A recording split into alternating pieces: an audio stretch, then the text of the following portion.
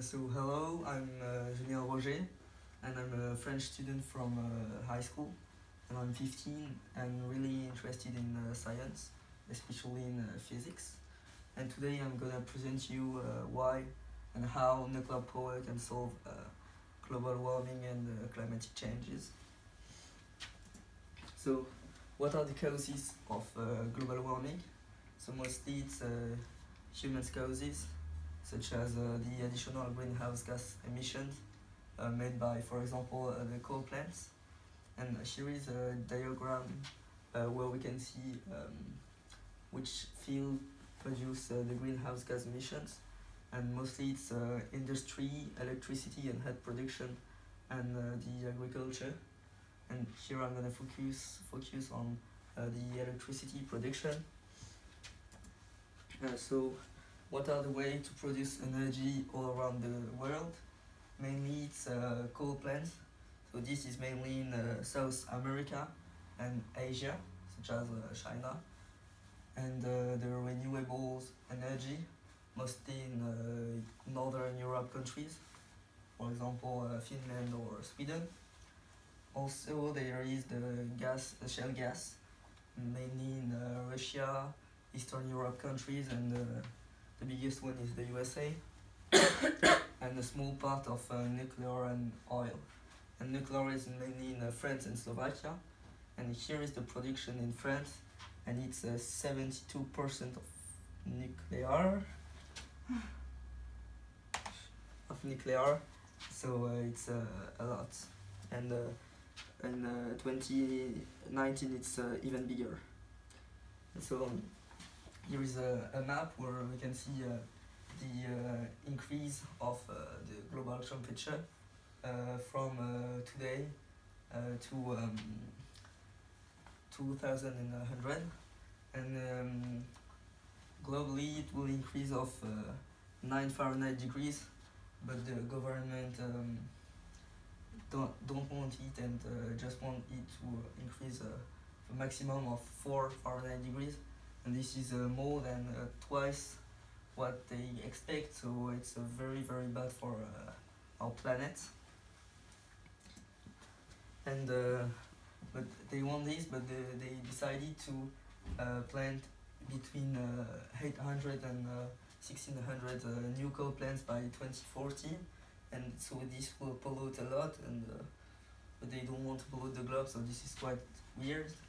And it also take a lot of money, so here it's like 100 plants will be between 1 and 3% of the world's carbon budget, so this is going to be maybe 30% of the world's carbon budget, so it represents a lot of money. So what are the solutions to coal plants at scale by 2030? So either it's new nuclear, but I'm gonna talk about it after, or maybe utility scale solar with natural gas backup.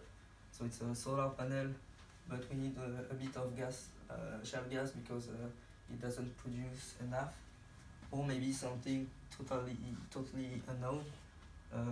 For example, in 2006, shale gas was totally unknown, but now for the USA, for example, it represents more than 50% of their energy production. So what's the difference between the new nuclear, what was on the previous slide, and today's nuclear? So today's nuclear, we call this chemical reaction nuclear fission, which is a particle, a small one, what we call a neutron or a proton, and we launch this on a big nucleus. So mostly it's uranium, and this produces 2 smaller nucleus and a lot of energy, but it also produces radioactive waste, and those waste we don't know how to stop them and how to treat them after, so it's kind of a problem. But the new nuclear is the fusion of 2 smaller nucleus. So here deuterium and tritium, which are a very small nucleus from the hydrogen, so very common.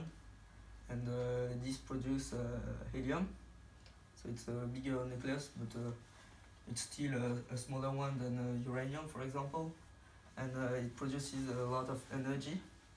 And neutron, which is a small particle, but we don't care about it. It's not a waste. And so, what are the conditions to have nuclear fission and nuclear fission? So for the fission, we need very heavy nucleus. As I said, either uranium or plutonium, but plutonium is not very common on Earth. And but this produces a lot of energy, way more than coal plants. For example, for 1 gram of uranium and 1 gram of coal, this will produce 400,000 times more energy than the coal, and this doesn't pollute the air, so no CO2 and greenhouse gas, but the coal plants will produce it a lot when they burn the coal, and but this produces a bit of radioactive waste, and but the new nuclear is very hard to obtain because we need very high temperature and high pressure. So here it's a minimum of 1 million Celsius degrees, so it's very hard to obtain, and we need very special equipment. But this produces 10 times more energy than the nuclear fission, so it's very productive, and there are no CO2 in the air and no radioactive waste. And but this is the same way to produce energy than in the stars, and for example at the Big Bang, that was just a nuclear fission to produce the planets and all this stuff. And this is sustainable, so it's an unlimited energy because deuterium and tritium can be obtained with the water, so in the ocean. And there won't be attacks and nuclear accidents. Attacks because on the nuclear fission reactors there are a lot of attempts to attack them, for example the terrorists, to have the nuclear bomb. But here with the fission nuclear fission, because it's just the smallest nucleus that we can find, it won't kill people if it's a bomb, so that's fine. And no risk of nuclear accident because the conditions to have it is really high and really difficult to obtain. So if there is a small problem in the engine or the reactor, we won't have this temperature or this pressure, so the reaction will automatically stop. And so where is it developed, the new nuclear? Because we don't have this in our nuclear reactors nowadays. So the project which has the aim to prove that fission can be used at large-scale energy source is the ITER project, which takes place in France, in the south of the France, in Bouches-du-Rhône. And this project is financed by 35 countries, so it's mostly big countries such as France, because it's France, United Kingdom, the USA, or China. And so the first plasma will be launched in 2025. So plasmas are even smaller than atoms. It's the thing before, and the first operation with deuterium and tritium will be in 2035. And normally with deuterium and tritium, we'll have the amount of energy that we want. And so here the reactor is finished to build. It's the big stuff in white, and they need to build all the other buildings around for the control of the reactor and the protection. And but why nuclear scare people?